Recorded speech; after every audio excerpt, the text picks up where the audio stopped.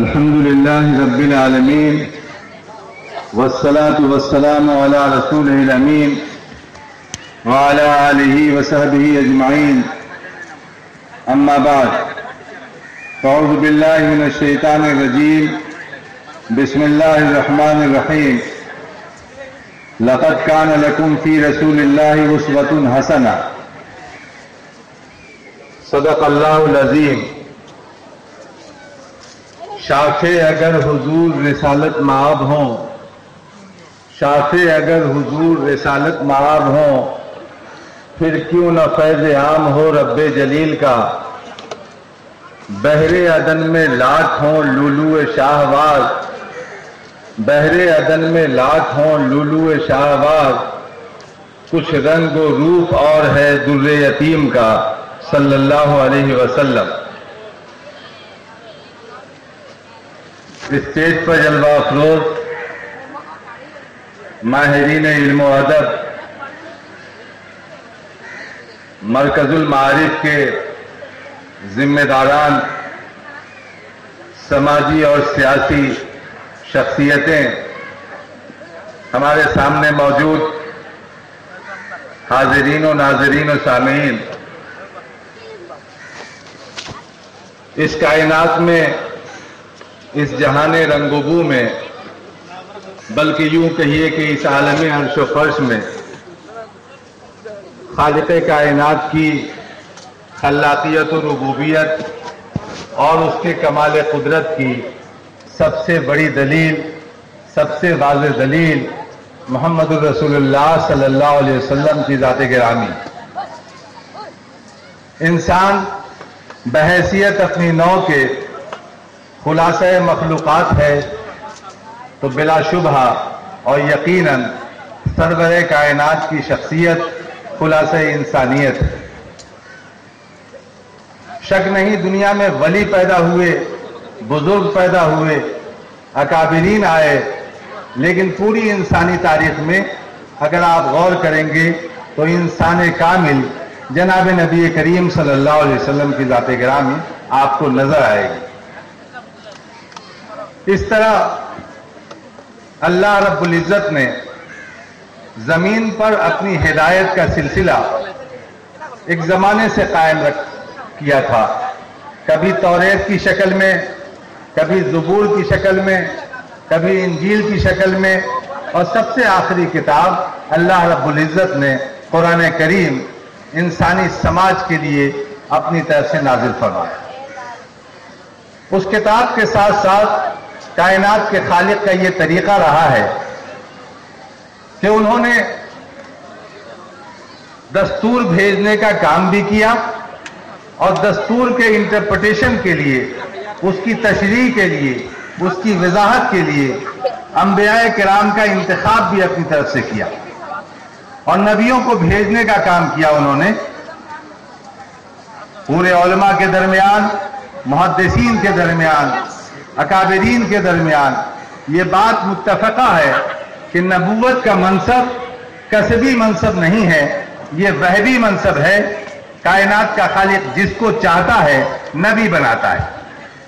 آخری نبی جناب نبی کریم صلی اللہ علیہ وسلم کی ذات گرامی ہمارے اور آپ کے سامنے ہے۔ وہ پوری دنیا کے نبی ہیں، سنسار کے نبی ہیں، اور ان کی یہ ذمہ داری ہے کہ کائنات کے خالق و مالک کے احکامات کو بندوں تک پہنچایا جائے۔ قرآن کریم میں اللہ رب العزت نے ان کا تعارف کرایا اور یہ کہا کہ لَقَدْ كَانَ لَكُمْ فِي رَسُولِ اللَّهِ أُسْوَةٌ حَسَنَةٌ، کہ رسول تمہارے لیے آئیڈیل ہیں، تمہارے لیے نمونہ ہیں، تم ان کو دیکھ کر کے اپنی زندگی کو گزارنے کا کام کرو، وہی نمونہ ہے تمہارے لیے۔ نمونہ جب کہا تو ہماری آپ کی ذمہ داری یہ ہو گئی کہ ہم کو ان کے مطابق کام کرنا ہے۔ سرور کونین کیسے کھاتے تھے، کیسے پیتے تھے، کیسے بات کرتے تھے، कैसे चलते थे, उनका बिहेवियर कैसा था, लोगों के साथ सुलूक कैसा था, बच्चों के साथ कैसे पेश आते, बड़ों के साथ कैसे पेश आते, इन तमाम चीजों को सरवरे कौनैन की ज़ाते गिरामी में हमें देखना होगा और देख करके हमें अमल करना होगा, उसी के मुताबिक हमें जिंदगी गुजारनी होगी। हजरत अनस इब्न मालिक रजी अल्लाह ताला अन्हु सहाबी रसूल हैं। अबू दाऊद शरीफ में उनका वो वाकया नकल किया गया है किताबुल अदब में। वो कहते हैं कि सरवरे कौनैन की खिदमत में हम 10 साल रहे, 10 साल तक हमने काम किया, उनकी खिदमत हमने की, लेकिन कभी सरवरे कौनैन ने हमको डांटा नहीं, हमको उफ नहीं कहा उन्होंने। ये था बिहेवियर सरवरे कौनैन का अपने गुलामों के साथ। सरवरे कौनैन ने मोहम्मद रसूलुल्लाह सल्लल्लाहु अलैहि वसल्लम को पूरी दुनिया क्यों माने, क्यों तस्लीम करे? एक बात तो ये कि उन्होंने पूरी दुनिया के लिए सोचा है, सारे इंसानों के लिए सोचा है, किसी खास कम्युनिटी के लिए, किसी खास तबके के लिए उन्होंने नहीं सोचा, पूरी दुनिया के लिए सोचा है, हर इलाके के लिए सोचा है। यही वजह है कि फारस के सलमान उनकी खिदमत में आते हैं, रूम के सुहैब उनकी खिदमत में आते हैं, हबशा से बिलाल हबशी उनकी खिदमत में आते हैं। पूरी दुनिया के लोगों के लिए खैरखाही उनके मिजाज का हिस्सा, उनकी टीचिंग का हिस्सा, उनकी फिलॉसफी का हिस्सा, उनकी तमाम तालीमात को आप उठा के देखिए तो दुनिया का कोई सेक्शन ऐसा नहीं है, कोई तबका ऐसा नहीं है जिनकी फलाह व बहबूद के बारे में उन्होंने सोचा नहीं। सबके लिए उन्होंने सोचा। तो पूरी दुनिया का आदमी अपने किसी रिफॉर्मर को मानता है, एक मुल्क का आदमी, कि ये रिफॉर्मर है हमारा, ये मुस्लिह है हमारा, ये हमदर्द है हमारा। उस कम्युनिटी के लोग मानते हैं, उस मुल्क के लोग मानते हैं कि हमारे लिए इन्होंने सोचा है, इसलिए हम इनको मानते हैं। सरवरे कौनैन ने, अल्लाह के रसूल ने पूरी दुनिया के लिए सोचा, सारे इंसानों के लिए सोचा, इसलिए पूरी दुनिया का इंसान उन्हें मानता है, तस्लीम करता है और देखता है कि उनकी टीचिंग में हम तमाम लोगों के लिए फायदे की बात कही गई है, गुलामों के लिए कही गई है, बड़ों के लिए कही गई है, बच्चों के लिए कही गई है। सरवरे कौनैन ने फरमाया कि मन लम यरहम सगीरना वलम युवक्किर कबीरना फलैसा मिन्ना कमा क़ाल अलैहिस्सलातु वस्सलाम, कि जो हम में से छोटों पर शफकत न करे, हम में से बड़ों का एहतराम न करे, उसका ताल्लुक हमसे नहीं है। आप हदीस पाक के जुमले के इस तेवर पर गौर कीजिए, अंदाज पर गौर कीजिए। पनिशमेंट अगर कोई बड़ा से बड़ा हो सकता है, बहुत बड़ी कोई सजा हो सकती है, तो सरवरे कौनैन सहाबे किराम से ये कह रहे हैं, उस सहाबे किराम की जमात से कह रहे हैं आप, जिन्होंने अपने मालो मता को, आलो औलाद को, अपने वतन अजीज को, सबको छोड़ दिया था और मक्का से मदीना चले गए थे सरवरे कौनैन के साथ। पूरी दुनिया छोड़ दी थी उन्होंने सरवरे कौनैन की मोहब्बत में, आपके साथ मदीना चले गए। उनको आप कह रहे हैं कि जो हम में से छोटों पर शफकत न करे, हम में से बड़ों का एहतराम न करे, उसका ताल्लुक हमसे नहीं है। जब सरवरे कौनैन से ताल्लुक नहीं है तो ये आदमी कहां के रह जाएंगे? दुनिया की कोई बड़ी से बड़ी सजा हो सकती है, तो सरवरे कौनैन ये कह रहे हैं अगर तो फलैसा मिन्ना, कि हमसे उसका ताल्लुक नहीं है, इससे बड़ी कोई सजा नहीं हो सकती, इससे बड़ा कोई पनिशमेंट नहीं हो सकता। सरवरे कौनैन ये फरमा रहे हैं। छोटे बच्चे शफकत के हकदार हैं, समाज के बड़े लोग एहतराम के हकदार हैं, इज्जत के हकदार हैं। आज सीनियर सिटीजन के एहतराम की बात की जा रही है। सरवरे कौनैन ने तो उस जमाने में जहन में बात बैठा दी कि सीनियर सिटीजन का एहतराम तुम्हारे लिए जरूरी है। सरवरे कौनैन ने यह बात नहीं कही कि मुसलमान सीनियर सिटीजन हो तो एहतराम करोगे, गैर मुस्लिम हो तो नहीं करोगे, यहूदी हो तो नहीं करोगे, नसरानी हो तो नहीं करोगे। ये वो कैसे कह सकते थे? वो तो सबके नबी थे और उनकी टीचिंग सबके लिए थी, सबके खैर खा थे, सबके लिए मोहब्बत से सोचते थे। आपके अल्फाज उमूमी हैं और आपने ये कहा कि मल्लम यरहम सगीरना वलम युअक्किर कबीरना फलैसा मिन्ना, इसमें कहीं मुस्लिम की कैद नहीं लगाई आपने। आप ये देखें کہ ان کی टीचिंग चूंकि सबके लिए है तो सारी दुनिया उनका एहतराम करती है कि ये आदमी तो किसी इलाके के लिए सोचने वाला नहीं है, ये पूरे संसार के लिए सोचने वाला है, हर इंसान के लिए सोचने वाला है, हर आदमी के लिए सोचने वाला है। हजरत आयशा सिद्दीका रज़ी अल्लाह ताला अन्हा से पूछा गया कि सरवरे कौनैन का अखलाक कैसा था। उन्होंने जवाब दिया कान खुल्कुहु अल कुरान, कि सारा कुरान तो उनका अखलाकी था, अखलाकी का निमाना ही था, वो कुरान ही के मुताबिक तो जिंदगी गुजारते थे। यही वजह है कि मर्दों ने उनसे मोहब्बत की, बच्चों ने उनसे मोहब्बत की, औरतों ने उनसे मोहब्बत की। एक मौके पर एक जंग से सहाबा वापस आ रहे हैं, एक खातून निकलती हैं, पूछती हैं कि सरवरे कौनैन की क्या हालत है और किस तरह सरवरे कौनैन हैं, कैसे हैं। जवाब देने वाला ये जवाब देता है कि तुम्हारा शौहर इस लड़ाई में शहीद हो गया है। खातून पूछती है कि मैं सरवरे कौनैन के बारे में पूछ रही हूं। जवाब देने वाला ये कहता है कि तुम्हारा बेटा इसमें शहीद हो गया है।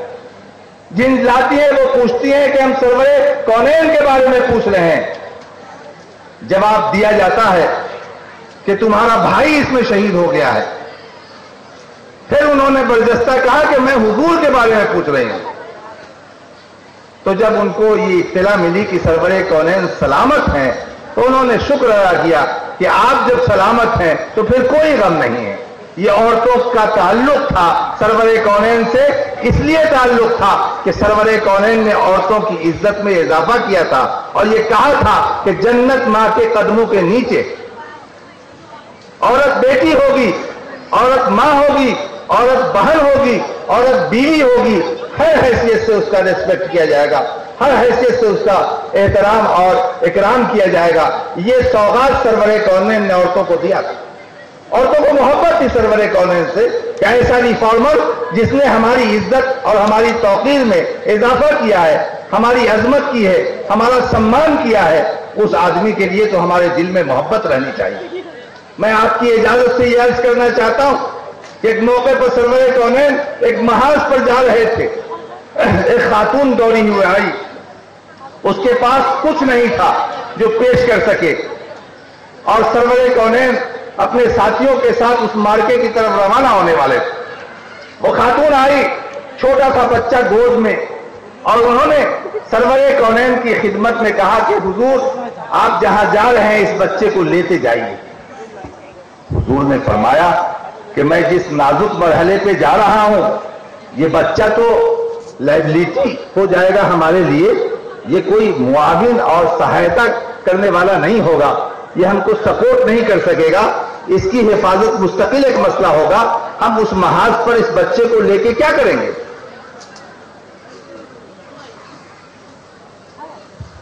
सरवरे कौनैन ने ये बात उस खातून से पूछी।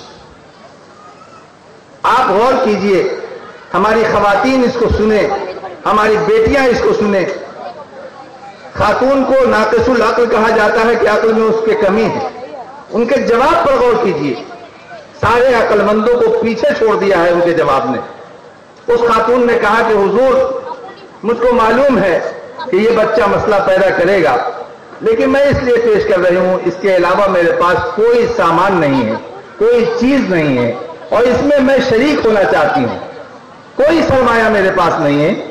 मैं तो इस बच्चे को इसलिए आपके हवाले कर रही हूं कि आप भी उस महाज पे जा रहे हैं, किसी तरफ से तीर अगर आए तो इस बच्चे को गोद में रखिएगा और सिफर का काम इस बच्चे से ले लीजिएगा। इधर से आए तो इधर डाल दीजिएगा, इधर से आए तो इधर डाल दीजिएगा, इधर से आए तो इधर डाल दीजिएगा, सिफर का काम इस बच्चे से ले लीजिएगा। सरवरे कौनैन के जिस्म अतर पर कोई तीर लगने न पाए, मेरा ये बच्चा उस तीर को बर्दाश्त करेगा। मैं इसलिए आपकी खिदमत में पेश कर रही हूं, आप इसे ले जाइए। हुजूर अकरम सल्लल्लाहु अलैहि वसल्लम आप दीदा हुए, मोहब्बत से उस बच्चे को चूमा आपने, उस खातून का शुक्रिया अदा किया आपने, उसके जज्बे की कदर की आपने, और कहा कि तुम्हारा बहुत बहुत शुक्रिया, तुम्हारे जज्बे की हम कदर करते हैं, और दुआओं के साथ उस बच्चे को वापस किया कि तुम इसकी परवरिश करो, ये बच्चा बड़ा बनेगा, اور تمہارے اس جذبے کی ہم قدر کرتے ہیں۔ آپ نے دیکھا کہ عورتوں نے کیسا حسن سلوک کیا ہے سرور کونین کے ساتھ۔ تو سرور کونین کی محبت ہمارے ایمان کا حصہ ہے، ہمارے عقیدے کا حصہ ہے۔ جب محبت ہوگی تو اتباع کا مزاج پیدا ہوگا اور اس کی پیروی کا مزاج پیدا ہوگا۔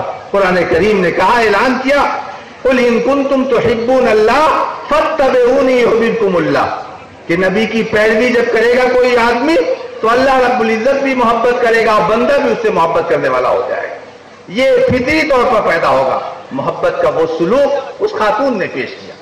حضرات، چونکہ یہاں بچوں کی بھی بڑی تعداد ہے اور گارجین بھی ہیں، اور میری یہ ذمہ داری ہے کہ ان کے لب و لہجے میں مجھے بات کرنی چاہیے اور ان سے گزارش کرنی چاہیے، اس لیے کہ نئی نسل کی تعمیر میں ہم لگے ہیں اور ان بچوں کو ہم اس پوزیشن میں لانا چاہتے ہیں تاکہ ملک کا اور پوری دنیا کا کی اخلاقی سطح بلند ہو سکے۔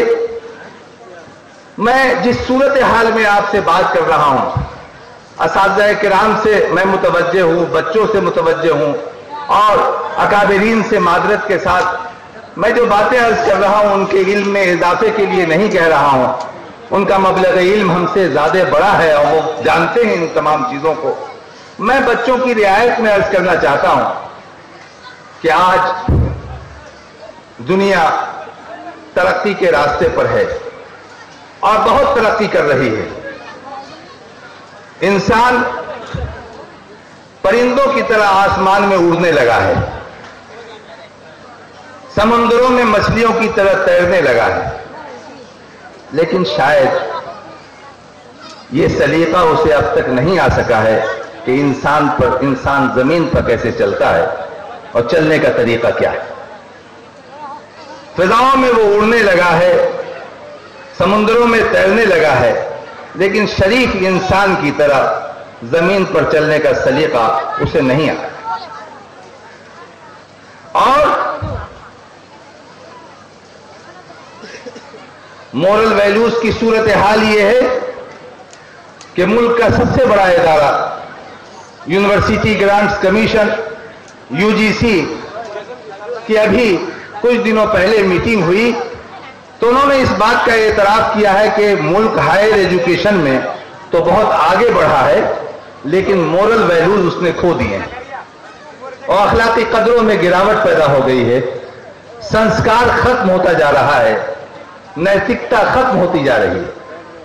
ان کو اس بات کی پریشانی ہے کہ ہائر ایجوکیشن میں ملک آگے بڑھ رہا ہے لیکن ویلیوز ختم ہوتے جا رہے ہیں اور گراوٹ آتی جا رہی ہے، یہ ان کو بھی پریشانی۔ آج کے نصاب کو پڑھ کر کے، اسکول کی کتاب کو پڑھ کر کے یہ صورتحال تو ہوتی جا رہی ہے کہ بچوں کی محبت کتوں سے ہوتی جا رہی ہے، ماں باپ سے نفرت ہوتی جا رہی ہے۔ کتوں کو اپنے کار پر بیٹھا کر کے تعلیم یافتہ آدمی کیک خریدنے کے لیے جا رہا ہے، اس کی پسندیدہ چیز خرید رہا ہے، ماں باپ کی خدمت کو وہ کسر شان سمجھتا ہے، بے عزتی کی بات سمجھتا ہے اور خرابی کی بات سمجھتا ہے۔ یہ صورتحال پیدا ہوتی جا رہی ہے اور دن بدن ویلیوز میں گراوٹ پیدا ہو۔ دنوں پہلے ترقی یافتہ ملک امریکہ کی ایک رپورٹ آئی تھی، ایک انجینئر صاحب کو رات کے 2 بجے ہاسپٹل سے فون آیا کہ آپ کے والد یہاں ایڈمٹ تھے، آپ کے والد باپ یہاں بھرتی کیے گئے تھے، 2 بجے رات میں ان کا انتقال ہو گیا ہے۔ انجینئر صاحب صبح میں اٹھے اور سب سے پہلے پولیس اسٹیشن میں انہوں نے اس ڈاکٹر کے خلاف مقدمہ کیا کہ رات میں ٹیلی فون کی گھنٹی سے میری نیند ڈسٹرب ہو گئی اور متاثر ہوئی، جب ان کا انتقال ہو گیا تھا تو یہ خبر تو مجھ کو صبح میں بھی کی جا سکتی تھی، رات میں مجھ کو کیوں ڈسٹرب کیا گیا؟ اور یہ مقدمہ کیا، یہ کسی عام آدمی نے نہیں کیا تھا، تعلیم یافتہ آدمی نے، انجینئر نے یہ کیا۔ تو تعلیم اعلیٰ مدارس کی طرف، بڑے معیار کی طرف بڑھتی جا رہی ہے ویلوز ختم ہوتے جا رہے ہیں، اور باپ کے انتقال کی خبر پر بھی یہ صورتحال پیش آ رہی ہے۔ ہمارے لیے ضروری ہے کہ ہم اس ویلو کی اور قدروں کی حفاظت کریں اور اس کو سماج میں لوٹانے کا کام کریں۔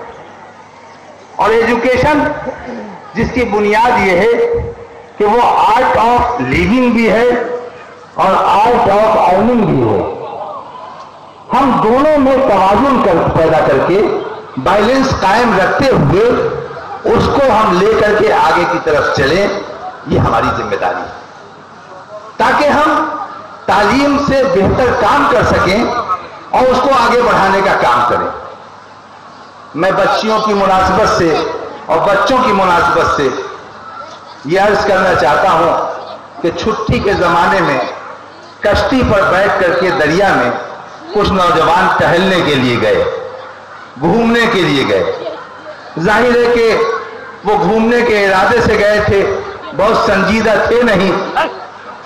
وہ کشتی چلانے والے سے بیچ بیچ میں پوچھتے تھے کہ آپ کو میتھ آتی ہے؟ بیچارہ غیر تعلیم یافتہ وہ آدمی وہ معصومیت سے کہے کہ بابو یہ میتھ کیا ہوتا ہے، کس کو کہتے ہیں، کہاں کے آدمی کو کہتے ہیں؟ بچہ کہاں لگاتا، سب ہنستا اپنے ساتھیوں کے ساتھ، پھر پوچھتا کہ جغرافیہ کے بارے میں آپ کو واقفیت ہے، سائنس کے بارے میں واقفیت ہے؟ اسی طرح مسلسل سوال کرتا جاتا۔ یہ موقع اس کا نہیں ہے کہ میں بہت تفصیل سے آپ کو وہ بات سناؤں، میں باخبر مجمع میں اشارے کی زبان میں بات کرنا چاہتا ہوں۔ بڑی تفصیلی طور پر بچوں نے پوچھنا شروع کیا، یہ آتا ہے، یہ آتا ہے، اور پھر کہا لگتا تھا سارے بچے ہنستے تھے۔ آخر میں اس کشتی چلانے والے نے ایک بات پوچھی کہ مجھ کو بھی اجازت دو، میں ایک بات پوچھنا چاہتا ہوں۔ انہوں نے کہا پوچھئے۔ کہا لگ چکا تھا، موڈ فریش ہو چکا تھا بچوں کا، مذاق اس کا پورا اڑ چکا تھا، بہت بے وقوف ثابت ہو چکا تھا۔ اس بے وقوف نے سوال میں پوچھا کہ بابو تم لوگوں کو تیرنا آتا ہے؟ تو ان لوگوں نے کہا کہ تیرنا دریا میں نہیں آتا ہے ہم کو۔ کہا کہ اگر یہ کشتی ڈوب جائے گی خدا نہ خواستہ تو تم سب لوگ ڈوب جاؤ گے۔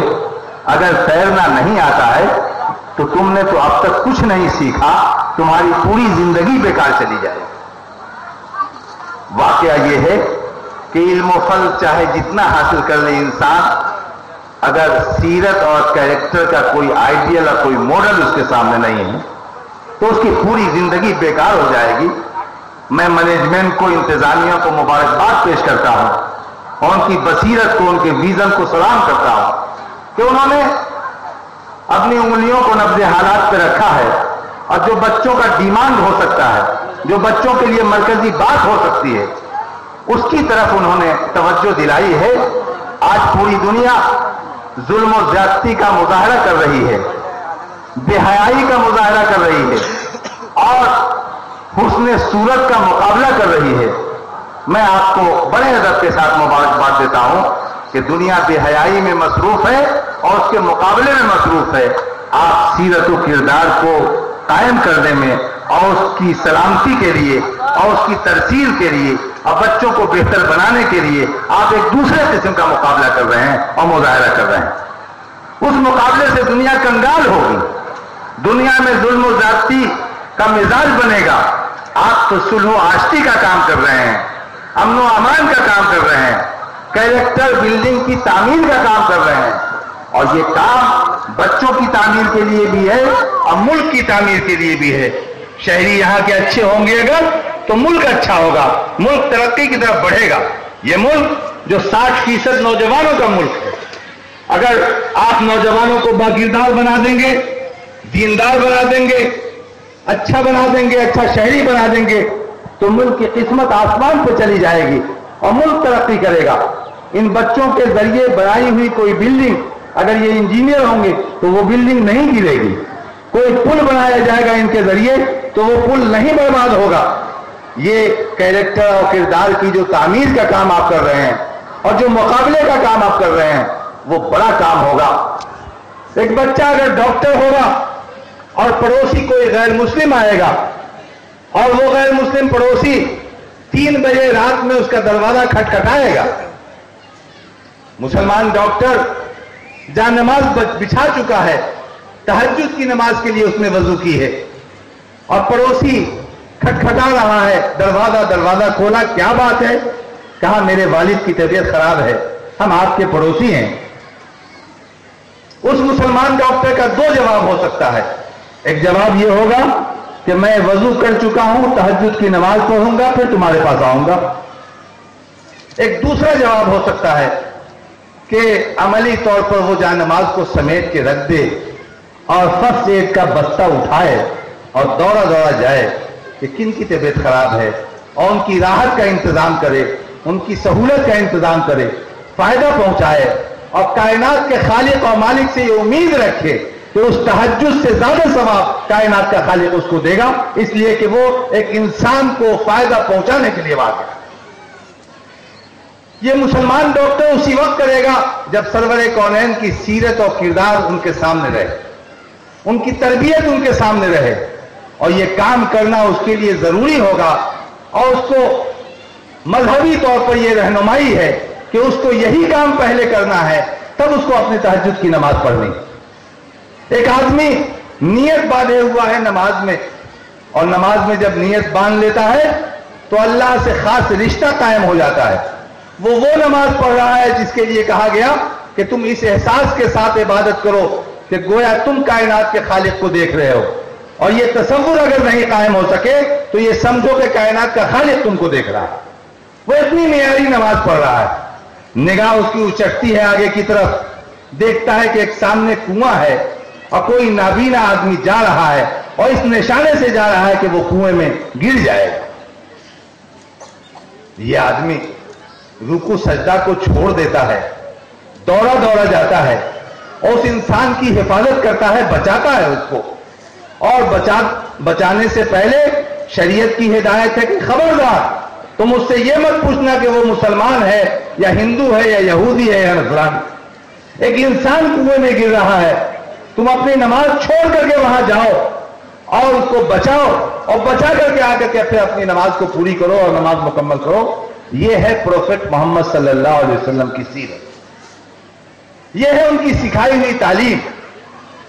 اور اس تعلیم پر ہمیں اور آپ کو عمل کرنا ہے تاکہ انسانیت کا بول بالا ہو، سماج میں انسانیت کو فروغ ہو سکے. جسے فضول سمجھ کے بجھا دیا تو نے، جسے فضول سمجھ کے بجھا دیا تو نے، وہی چراغ جلاؤ تو روشنی ہوگی. انہی کے کارنامے کو، انہی کے کیریکٹر کو سامنے لانے کی ضرورت ہے. جب وہ سب کے ہیں، صرف ہمارے نہیں ہیں، سب کے ہیں، تو سب کے جو رہنما ہیں ان کی ٹیچنگ سب کے لیے ہے. کوئی آدمی حضور کی بات کو مانتا ہے اگر تو مان کر کے عمل کرتا ہے، اس کو کسی سے پرمیشن لینے کی ضرورت نہیں ہے، مسلمانوں سے اجازت لینے کی ضرورت نہیں ہے. وہ اپنے نبی کی بات مان رہا ہے اور اس پر عمل کر رہا ہے اور سہولت سے زندگی گزارنے کا کام کر رہا ہے. حضور نے فرمایا اماطۃ الاذی عن الطریق، راستے سے تکلیف دہ چیزوں کو ہٹاؤ، یہ ایمان کا حصہ ہے. ایک آدمی جاتا ہے، کوئی مومن گزرا ہے، راستے میں تکلیف دہ کوئی چیز ہے، کوئی پیچھے سے آ رہا ہے دنیا کا کوئی دوسرا آدمی، دوسرے مذہب کا آدمی، دوسرے ملت کا آدمی، وہ سوچتا ہے کہ ایک مومن اس راستے سے گزر گیا ہے، یہ راستہ مامون و محفوظ ہو گیا ہوگا، کوئی کانٹا ہوگا، کوئی تکلیف دہ چیز ہوگی تو اس نے ہٹا دیا ہوگا، کوئی عام آدمی نہیں گزرا ہے، اس راہ سے مومن پہلے گزرا ہے، اس لیے راستہ مامون ہوگا. وہ راستے سے تکلیف دہ چیز کو ہٹاتے ہوئے جاتا ہے. سرور کونین کہہ رہے ہیں کہ یہ ایمان کے حصے میں سے ایک حصہ ہے، یہ معمولی قسم کی کوئی چیز نہیں ہے. اور سیرت رسول کی اصلی معنویت یہ ہے، آج کے اس ایج میں دیکھیے سرور کونین کی تعلیم، اس کی تشریح کیجیے، آپ اس کا انٹرپریٹیشن کیجیے آج کے حالات میں، تو یہ ایسا جامع لفظ ہے جو الاسٹک کی طرح اپنے اندر وسعت رکھنے والا لفظ ہے. آج گاڑیوں کا بے ترتیب روڈ پر لگا دینا اور آنے جانے والے آدمی کے لیے دشواری پیدا کرنا، یہ اماطۃ الاذی عن الطریق کے قبیل کی چیز ہے کہ آج تکلیف دہ ہم گاڑی کو بنا دیں، کوئی کیلے کے چھلکے کو تو ہٹائیں لیکن گاڑیوں کو بے ترتیب بنائیں۔ اب آپ غور کیجئے، ٹریفک کا اصول کائنات کے خالق کے بندے نے سب سے پہلے متعین کر دیا کہ آنے والے زمانے میں چاہے راستے کا کوئی پرابلم ہو، اماطۃ الاذی عن الطریق سب پر محیط ہے اور راستہ مامون و محفوظ ہوگا۔ میرے ساتھیوں اور بزرگوں، میں اس موقع پر اپنے نوجوانوں سے کہنا چاہتا ہوں، اپنے عزیزوں سے کہنا چاہتا ہوں، اور حضرت مولانا پرویز عالم صاحب کی یہاں آمد کو میں نے ٹھیک سے محسوس کر لیا ہے اور میں ان کے جذبے کا احترام کروں گا۔ میں اپنے عزیزوں سے کہنا چاہتا ہوں کہ آپ نے سیرت کو سنا ہے، کچھ پریکٹیکل بھی آپ کو کرنا ہے۔ آپ ہاسپٹل میں جائیے، مریضوں کو دیکھیے اور 2 4 5 سیب لے کر کے جائیے، اور سارے بیڈ پہ جو لوگ لیٹے ہوئے ہیں آپ کے رشتہ دار نہیں، کوئی بھی آدمی ہو، مسلمان غیر مسلم ہو، ان کو دیجیے، اس لیے کہ پروفیٹ نے عیادت کرنے کا حکم دیا ہے اور یہ قید نہیں لگائی ہے کہ مسلمان کی عیادت کی جائے گی۔ کوئی غیر مسلم ہے اس کو بھی دیجیے اور لوگوں کو بھی دیجیے، اور دے کر کے یہ ثابت کیجیے کہ حضور نے فرمایا ہے کہ مریضوں کی عیادت کی جائے، ہم خدمت کے لیے آئے۔ ہمارا نوجوان جب بس میں سفر کرے اور کوئی بوڑھا آدمی کھڑا ہوا نظر آئے، اسے اپنی سیٹ چھوڑ دے اور بیٹھائے اس بزرگ آدمی کو کہ آپ بیٹھ جائیے، یہاں پر آپ کا بیٹھنا زیادہ ضروری ہے۔ وہ آدمی تعجب سے پوچھے گا کہ بابو ہم تم کو نہیں پہچانتے ہیں، تم کون ہو؟ یہ بتائے کہ میرا نام عبد الکریم ہے، میں سرور کونین کا غلام ہوں اور مسلمان ہوں۔ تو کہا بابو ہم تو دوسرے مذہب کے ماننے والے ہیں۔ کہا حضور نے فرمایا ہے کہ سینئر سٹیزن کوئی بھی ہوگا وہ احترام کے لائق ہوگا، ہم آپ کو عزت و احترام کے ساتھ بیٹھانا چاہتے ہیں، آپ بیٹھیے۔ اگر ہم آپ کو نہیں بیٹھا سکیں گے اور آپ نہیں بیٹھیے گا تو حضور اپنی لسٹ سے ہمارا نام کاٹ دیں گے۔ حضور کہہ رہے ہیں کہ اس کا تعلق ہم سے نہیں ہے جو بزرگوں کا احترام نہ کرے۔ غلط فہمی کا بادل چھٹے گا، سورج کی روشنی آئے گی اور مغالطے میں دنیا کو نہیں رکھا جا سکتا ہے۔ وہ غور کرے گا اور پیچھے اس سے کم عمر نوجوان کوئی بیٹھا ہوگا، اس کو غیرت آئے گی کہ یہ کتنا بھلا نوجوان ہے، وہ اپنی سیٹ چھوڑ کر کے کہے گا کہ بھیا آپ اس پہ بیٹھ جائیے، آپ تو بہت باکردار آدمی ہیں، بڑے اچھے آدمی ہیں۔ یہ ہے تعلیم اور اس پر عمل کرنے کی میرے بزرگوں ضرورت ہے۔ میں اس نظام تعلیم کو مبارکباد پیش کرتا ہوں۔ میں نے ابھی بچوں کا پروگرام سنا اور میں وہاں بیٹھا تھا اور میرے آنکھوں نے اپنا کام کیا اور آنسوؤں سے میں پروگرام کو دیکھتا رہا۔ میں آپ کو مبارکباد پیش کرتا ہوں کہ آپ نے اس قدر مناسب انداز میں پروگرام کی ترتیب کی تھی۔ چھوٹی چھوٹی بچیاں، یتیم بچیاں وہ پروگرام پیش کر رہی ہیں۔